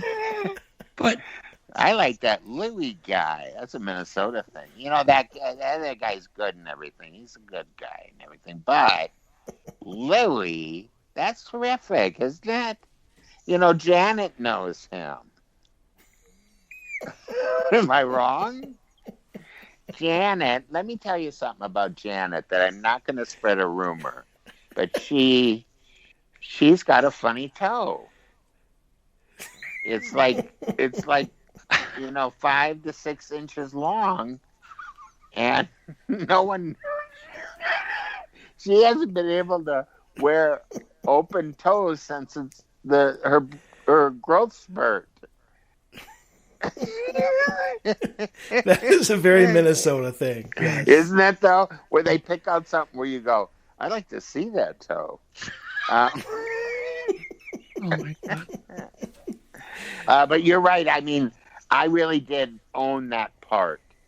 Yeah. I asked people not to call me Louie. I asked them to call me Christine or Mama Baskets. I go, don't call me Louie. I leave him in the dressing room. God. And I just became, people say, you're a man playing a woman. I go, I'm a woman playing a woman in this part. I don't think anything about being a man. So how was Zach to work with? Because he's greatest guy ever. Yeah, he just seems like the sweetest human being. Just amazing. A Minnesotan without the, passive aggressive stuff. He wasn't brought up in the Minnesota ways. He was, I think is he North Carolina? I think North Carolina or something. Yeah. Comes from a Greek family from North Carolina. Pretty amazing. What a funny guy, though, and what a sweet human being. Yeah, he doesn't take himself very seriously like you. You don't. And he doesn't, and I think that works. Yeah. Yeah, I don't think, we know how lucky we are and how great, and grateful and all that stuff. We should all be enjoying that.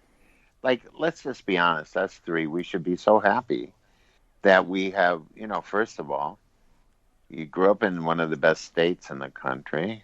I'm assuming you both grew up in Minnesota, right? Yeah. You grew up in Minnesota and you have a sense of superiority right off the bat.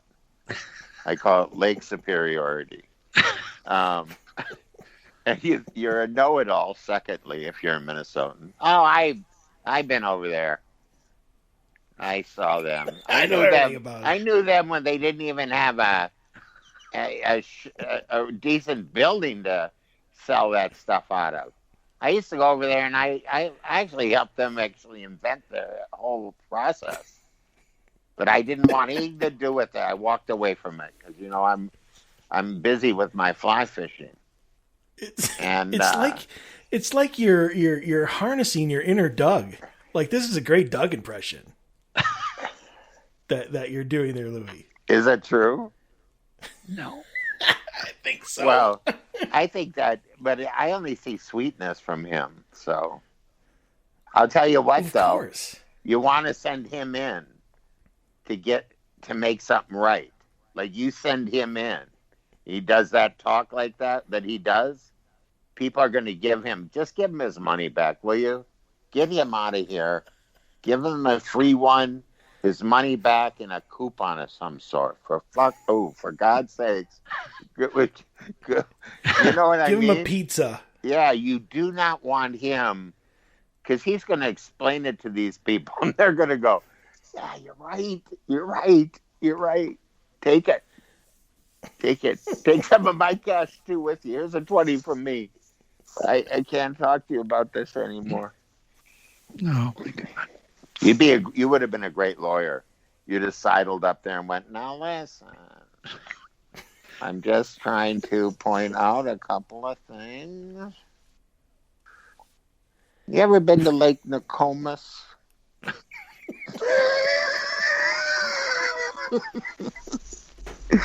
Have you ever met Bob Bigelow? I heard you were neighbors. He's right across. I could go right where I am right now. I think you I should open my front door and go, Bob! Yeah, you need to walk over there in your robe and say, Bob, show me the UFO. Robe on it. Well, I need a robe for it. Physique. Just go over there and knock on his door, Louie. I could. What would I say? What would you like to hear? Just say, I want to see the UFO medal. Oh, I gotta played say. cards with those guys the other night. Oh. He has 3 aliens that come by and we play cards. Yeah. They cheat. They cheat, just so you know. I could see that. Have you met Yeah, I have met Bob. Very nice person. Okay. I wanted to ask him. I'll be honest with you. But, you know, like, he's going to say no. He said no to one of those 60 Minutes guys. He's not going to say, oh, yeah, Louie, I'd love to open up to you about this. I'll tell you what, though. Now you make me think that the stuff I hear around here, now you make me think that, because I hear lots of stuff here where I live. Like? That's so. Like what? You know, like, is that a plane landing? Is that a plane landing? Is that a silent plane landing somehow? Do you know what I mean? Have you ever had that where you go, this plane's coming in low? This plane, am I in the path of this thing? You know, because Vegas, a plane comes in every 7 seconds. Yeah, that's crazy. And so now I've never put this together. They're landing at Bob's. Well, there's a big golf course. I'm sure they're coming in at night. They probably play a couple. They could probably see in the dark, I would imagine. I was gonna say, yeah, they're trying to skip away the green fees. Yeah, I wouldn't doubt it. Cheap aliens. I will ask them when I see them for your sake and say, hey, my friends have this radio show. They'd love you to come on. I'm building outer space stuff. I can't do it. I love SpaceX, by the way. I absolutely adore. I have felt like, you know, I saw the whole thing in the 60s. You know, they did it in school. You know, the moon landing and all that. That was school-worthy stuff, you know. They'd pull that TV in from 1946, the screen the size of an X-ray thing. And you'd watch it. And I remember watching with my dad, and he goes, look at this, is something, Louie, huh? For God's sakes. And I show you it is, Dad. And so when they started going to space with the SpaceX rocket, I got up, I watched it take off. I was exhilarated. I was thrilled that I think we need a really strong space program. You know? Why did you? And I thought it was funny because the first thing my Minnesota friend said to me is, NASA, $70 million to do it. He's doing it for $2 billion or so. Whatever it was, they made that Minnesota thing. Elon Musk got the right idea. He puts it together in his garage. They all take it down. They got reusable tanks. Boom. He's doing it for half the money. Government. Am I wrong? They talk about him like he's, they say he might be from another world. Elon Musk. I wouldn't doubt it. He's different. He looks kind of alien. He does have that sound, and also he's talking about we're going to bore through the middle of the earth. And I go, all right. I like that. I drove one of those Teslas. I was going to buy a Tesla. And I couldn't shut the radio off. I couldn't figure out. I was listening to Taylor Swift for an hour. I couldn't turn it down. I couldn't shut it off. It was on a Taylor Swift channel, believe it or not. And I go, I didn't even know she had her own channel. And it was going on. Well, it makes sense now that I think of it, but I wasn't thinking in those terms. But I did enjoy the car. And the thing I had to get used to was no sound. Zero motor sound. So you could hear my heart. Boom, boom, boom, boom. But then I said, I'm not going to ever have a car again. That was my thing. That was the last time I took a test drive in anything. I said, I'm not going to own a car. I'm not going to have a car. Not that good of a driver. Don't want to drive. Right? I want to be driven. Always have. So nice. You have a chauffeur? No. Oh. I mean, you just call an Uber. Call Lyft. I'm a Lyft guy. Lyft? I'm a hippie. I'm a it's the same thing. What? Uber and Lyft. Well, same to you, maybe. That must be my Minnesota. It's a very, very Minnesota thing. Oh, they're the same company, you know. Well, not the same company, but if you comb back through the records, you'll see where they're one entity. Mike, you are more Minnesotan than any Minnesotan I've ever met. What? You know what Mike? That's the worst thing anybody's ever said to me. No, Mike, it's a compliment. You are a great Minnesotan, first of all, both of you. Great Minnesotan. Now, here's the thing: if you're having trouble with the minnows, Mike will get the right minnows for us when we fish. Doer has the world's most comfortable pants. Whoa, you must be thinking that's some big talk, but we know we can back it up. We've got 5 times the stretch of traditional denim and pants with zero compromise on style. Our performance fabric moves with you throughout the day, keeps you cool when the temps rise and warm when things get chilly. And did we mention how good they look? Once you try our pants, we know you'll agree. Use code DOER15 and get 15% off your first purchase. Check us out at shopduer.com or visit our stores in Vancouver, Toronto, Calgary, and Denver. Doer, for all you do in a day. He'll know which minnows. Exactly. You and I will not know what minnows. We will be like, let's not get minnows. Give me a Mike, give me a Kit Kat. When was the last time you went fishing, Louie? Let's see. I went fishing. I was in, where was I? God, was I in Minnesota? I was somewhere. Off a bridge. Oh, no. Oh, just a little bridge. But just, I think it must have been Florida. It must have been Florida. Yeah. And I cast it out a couple times, and then I just... That was the end. Yeah, no interest in catching a fish. Yeah, my last time was 1995. Oh, my. Was it? Yeah. I like the idea of sitting out there. And that's very reminiscent. My dad used to yell at me, "You're tangling the line up again." I go, "Yeah, I know. I need to get your attention somehow." Oh, jeez. We should all be happy we're such fun Minnesotans. Adam Colt. Adam's a great guy. I love Adam. Yep. That's why, I never do any things like this, an hour and a half. I go, God, an hour and a half. What are we going to talk about? And I can just truly say we've had the most fun. I really had a lot of fun. It's almost over. I know it is. In fact, I want to hear the Adam story when Doug and Adam called you and they saw a whole bunch of stuff. Yeah. So Adam calls me, he goes, "My friend, he's, a mile a minute, Adam. He's a lovely person. A great guy." On and on about this thing. And what were you hunting? Were you hunting ghosts or were you hunting Bigfoot? Bigfoot. Yeah. Definitely Bigfoot. So I know him. He's down that third down here. And I go, okay, because I always thought Adam should have his own Bigfoot show. I said, you should just tour the world and hunt for that Bigfoot, because it's so much fun. It's fun, the idea of it,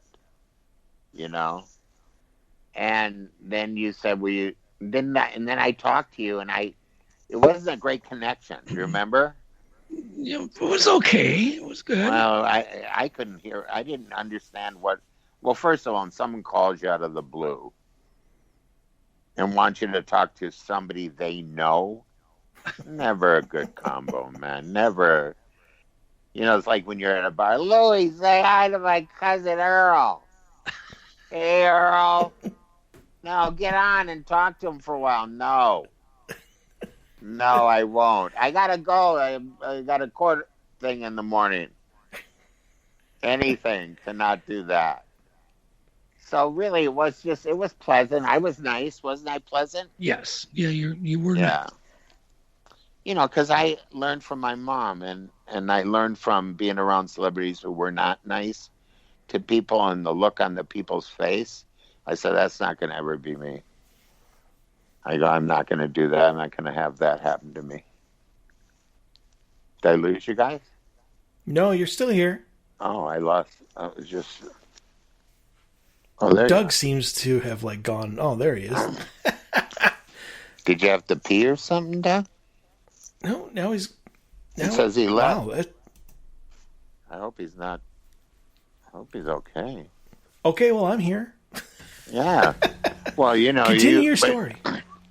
I just said, that's the weirdest thing, and they just talked about the Bigfoot thing for a minute, and then I don't really have a clear recollection, but Adam Holt is one of the nicest people in the universe, and I love Adam, and so yes, I would talk to you. Yep. And I love Adam, and I said yes, I would do this show because he's such a great guy, and he would do things for me, and I have to call Adam often and go, hey, what's this mean here? Where's my desktop? Will I be able to identify it?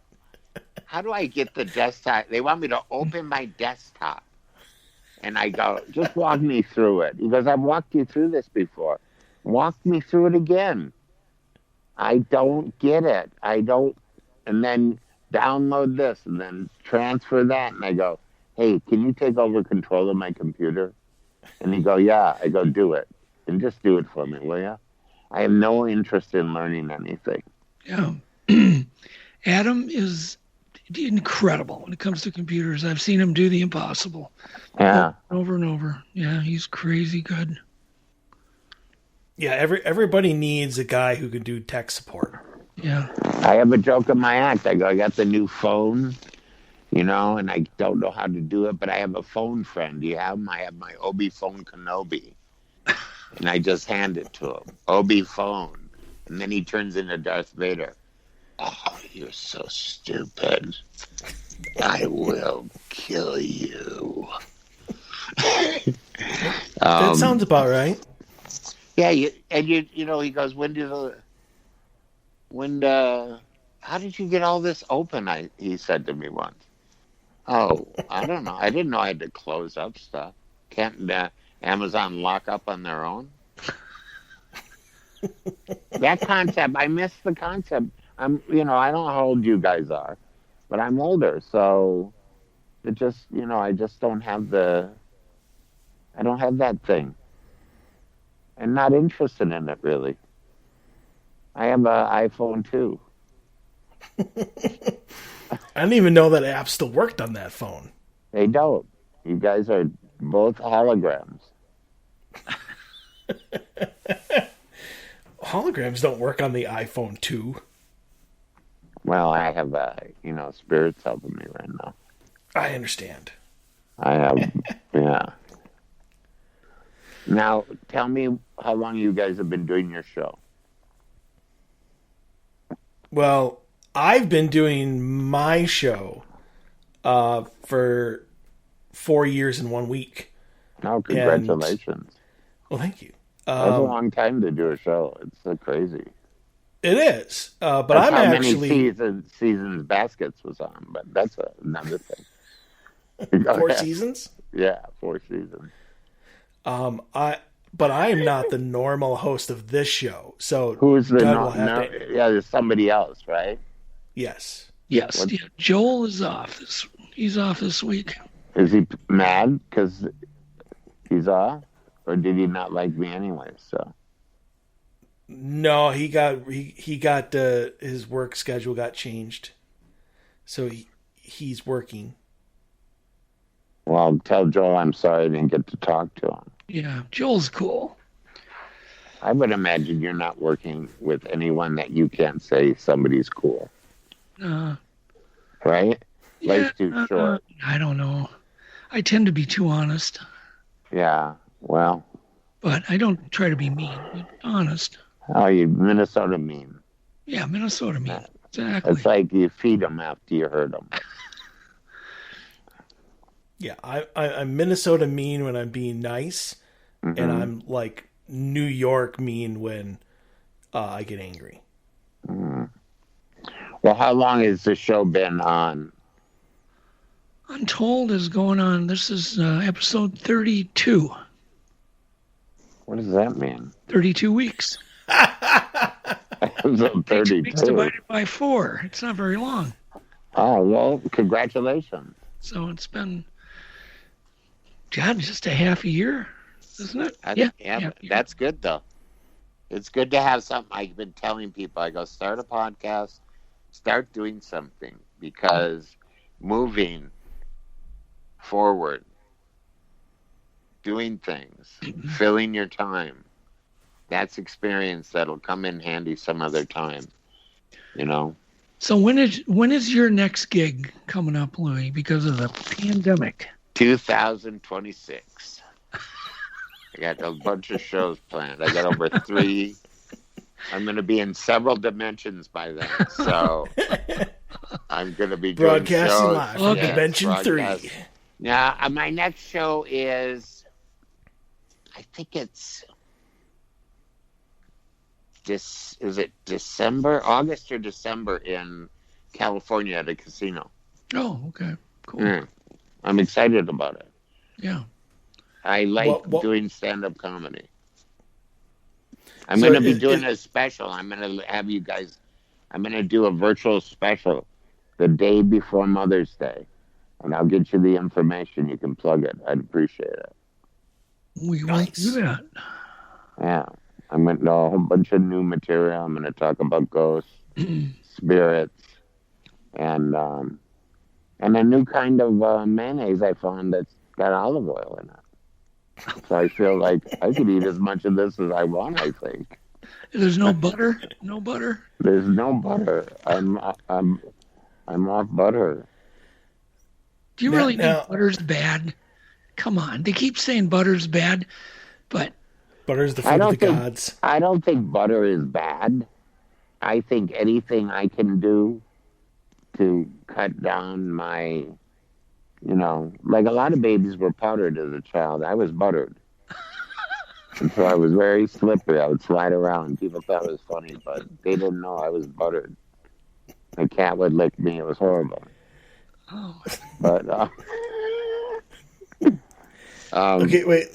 We have a really quick question, because you mentioned ghosts and spirits. How do you make the paranormal funny? Well, I mean, I made you guys laugh several times talking in this thing, and I was talking about those things. Like, I wanted to tap my dad on the shoulder, right? But I was afraid he was going to hit me even as a ghost. That's how you make it funny. Fair enough. You know what I'm saying?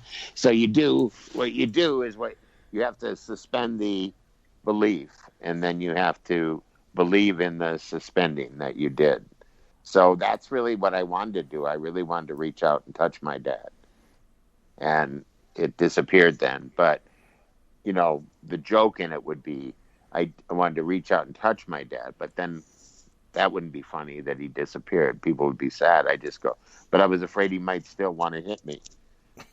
And that'll get a laugh, and you'll hear it on the special. I mean, you probably won't have time to watch, but... yeah, 'cause I'm really busy. Mike won't. What? Mike, I really appreciate it.